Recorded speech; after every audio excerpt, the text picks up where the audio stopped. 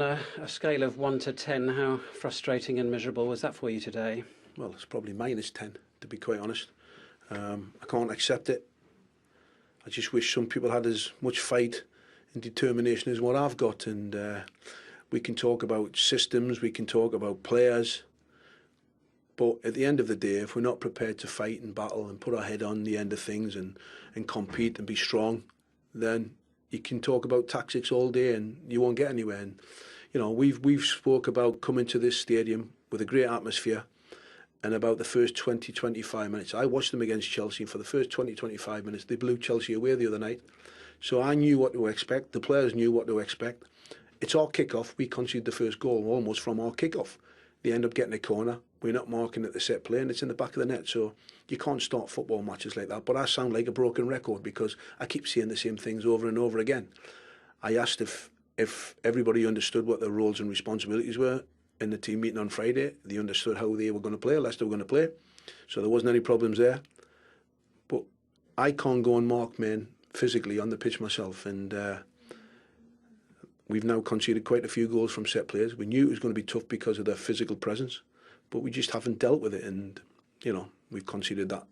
The third goal, 3 set players. The third goal is a penalty. Stupidity.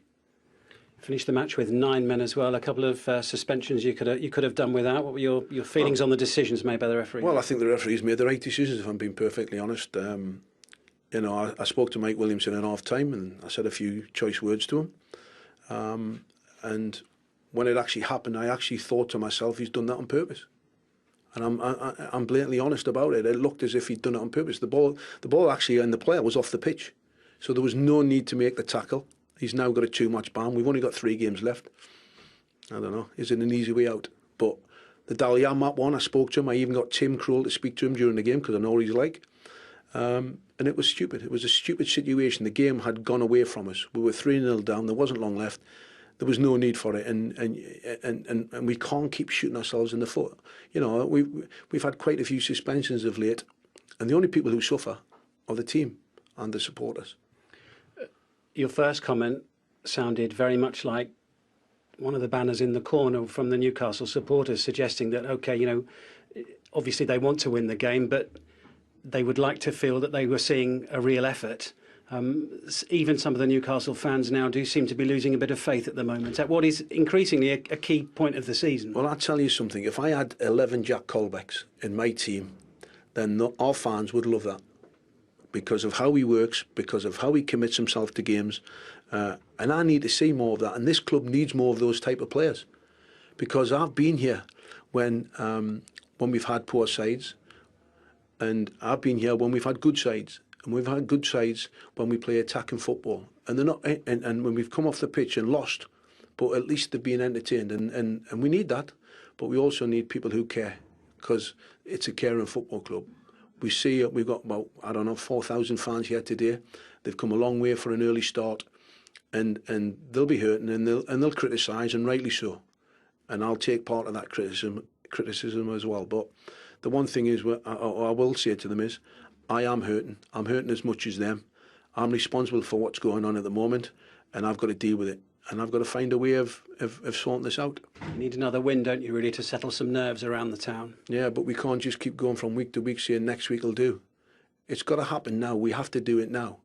And like I say, losing 2 more players doesn't help the situation. And the only people who suffer, like I say, are the players and the fans. Has it given you even more to think about between now and next weekend and the West Bromwich Albion game in finding 11 players who you feel are really up for it? Yeah, I think the next 24 hours is a bit of a process of thinking time. We've got to see who's available again, because we've got 1 or 2 others who are showing signs of slight injuries. So we'll need to regroup on Monday, have a look at that situation. But there'll be, from now until then, there'll be an awful lot of thought goes into it. And we need to find a solution, and, you know, it's no good talking about it, because I can talk all day and make excuses and this. There's no excuses. I've got no excuses today. You know, we can't defend set players. Got to stand up and be counted. And is it a quiet dressing room you left behind you, or an animated one? Is there a lot of discussion? No, it was very, very, very animated at half time, and even more so at full time. It's quiet now, but I've asked all the guys to go away and have a think about it.